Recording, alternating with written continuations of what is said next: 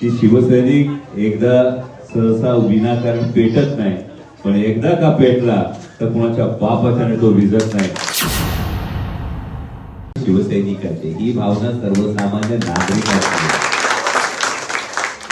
आणि मला अनुभव असल्यामुळे मला ही पुरेपूर ठाऊक आहे की शिवसैनिक एकदा सहसा विनाकारण पेटत नाही, पण एकदा का पेटला तर कुणाच्या बापाच्याने तो विजत नाही. असा तो अंगार आहे, असा तो निखार आहे.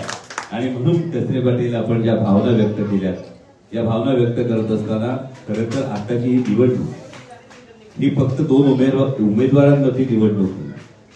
ही निवडणूक हिंदू हृदय सम्राट शिवसेना प्रमुख बाळासाहेब ठाकरे यांच्या आशीर्वादानं, शिवसेना पक्षप्रमुख उद्धवसाहेब ठाकरे यांच्या मार्गदर्शनानं 3 वेळा खासदारकी उपभोगल्यानंतर सुद्धा केलेली गद्दारी विरुद्ध एका सर्वसामान्य शेतकरी कुटुंबातल्या व्यक्तीने 2019ला पवार साहेबांच्या नेतृत्वाखाली निवडणूक लढवली.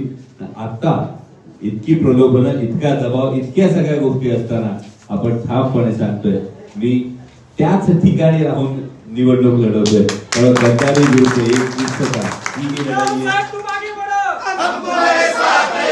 त्याचबरोबरीने ही लढाई नीती अनितीची आहे. ही लढाई 10 वर्ष तुमच्या माझ्या तोंडाला पानं पुसणारं केंद्रातलं मोदी सरकार विरुद्ध सर्वसामान्य भारतीय जनतेची. ही लढाई एकाच व्यक्तीची गुणगान करत, म्हणजे भारत सरकारचं नाव सुद्धा पंतप्रधानांच्या नावाने होत होतं, पण ही लढाई संविधान वाचवण्याची लढाई, ही लढाई तुमच्या माझ्या हक्काची लढाई. आज आपण बघतोय सातत्यानं वैयक्तिक टीका केली जाते अमोल कोल्हे, आणि मला खरंच गंमत वाटते. म्हणजे सुलभाताई जे बढाया मारतात अशा उमेदवारांनी खरं तर याचं उत्तर द्यावं की एका साध्या शेतकऱ्याच्या पोराला पाडायला, ज्याची ना परदेशात कंपनी आहे, ज्याच्याकडे ना गडगंज पैसा आहे. माननीय मुख्यमंत्री 2 वेळा शिरूर लोकसभा मतदारसंघात, नागपूरकर उपमुख्यमंत्री 4 वेळा लोकसभा मतदारसंघात, बारामतीकर उपमुख्यमंत्री तर जवळपास 10 वेळा शिरूर लोकसभा मतदारसंघात आले. भारतीय जनता पक्षाचे मंत्री आले, शिंदे सेनेचे मंत्री आले. एवढे सगळे मंत्री जर आणावे लागत असतील, काहीतरी आहे ना भाऊ. पण हे जे काहीतरी आहे, हे काहीतरी जे आहे हे वैयक्तिक अमोल कोल्हेचं नाही, हा तुमच्या प्रत्येकाचा विश्वास आहे, ही तुमच्या प्रत्येकाची ताकद आहे. आणि या ताकदीच्या जोरावर पुढे जात असताना ध्यानात ठेवा, ही निवडणूक मूळ मुद्द्यांपासून भरकटवली जाते. काल का परवा इम्रानभाई समोरच्या उमेदवारांनी सांगितलं ही माझी शेवटची निवडणूक, म्हणजे त्यांची शेवटची निवडणूक. आणि मला खरंच प्रश्न पडला, 3 टर्मच्या कामाच्या जोरावर जर पुढे आला असता तर जास्त बरं वाटलं असतं. पण मी माझ्यासाठी, कारण एक आधी काय म्हणले 19चा बदला घ्यायचा,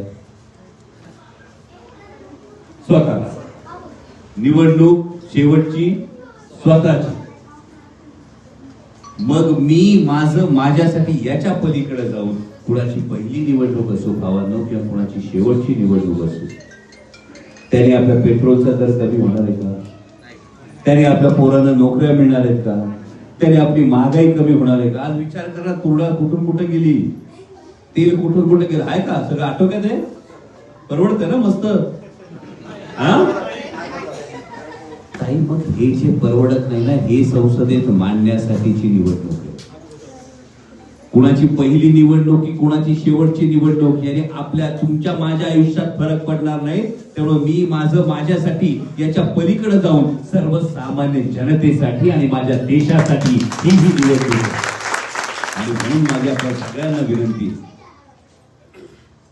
पुढचे 18-20 दिवस राहिले, हे 18 ते 20 दिवस तुमच्यातल्या प्रत्येकाने अमोल कोल्हे व्हावं लागेल. कारण जसं मी म्हटलं ना, माझा कारखाना आहे ना, माझी शिक्षण संस्था आहे ना, माझी परदेशात कंपनी आहे, एक सर्वसामान्य मध्यमवर्गीय कुटुंबातला आहे. त्यामुळे तुमच्या प्रत्येकाच्या भरोशावर ही निवडणूक आहे. त्यामुळे तुमच्या प्रत्येकाने अमोल कोल्हे व्हायला पाहिजे. जेवढे नातेवाईक असतील, मित्रपरिवार असतील, कामाच्या ठिकाणी असेल, प्रत्येक ठिकाणी आपलं चिन्ह काय बेस्ट आहे. म्हणजे आता भगिनीला जेव्हा कळलेलं असतं तुतारी, तेव्हा मला सगळ्यात जायचं वाटतंय. कारण कोण कितीही मोठा असू दे, घरात चपात्या लाटायच्या का भाकरी थापायच्या ठरवते कोण? वरणात साधं खाऊ घालायचं का फोडणी टाकायची ठरवतंय कोण? मग नवरा बाहेर किती बी शायनिंग मारू दे, नवऱ्याने शर्ट कोणता घालायचा बाहेर जाताना हेही ठरवतंय कोण?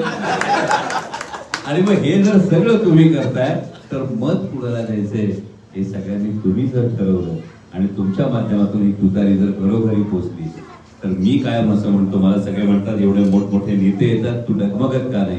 मी म्हणतो ज्याच्या पाठीमागं माता माऊलींचा आशीर्वाद असतो ना त्याला जगात कोणाला घाबरायची गरज नसते. आशीर्वाद तुझ्यासाठी उभा करा.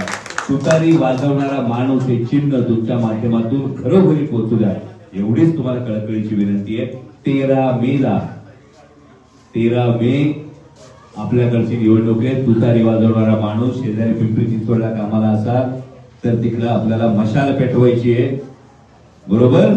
मावळ लोकसभेमध्ये मशाल पेटवायची आहे, बारामती लोकसभेमध्ये आपल्याला तुतारी वाजवायची आहे.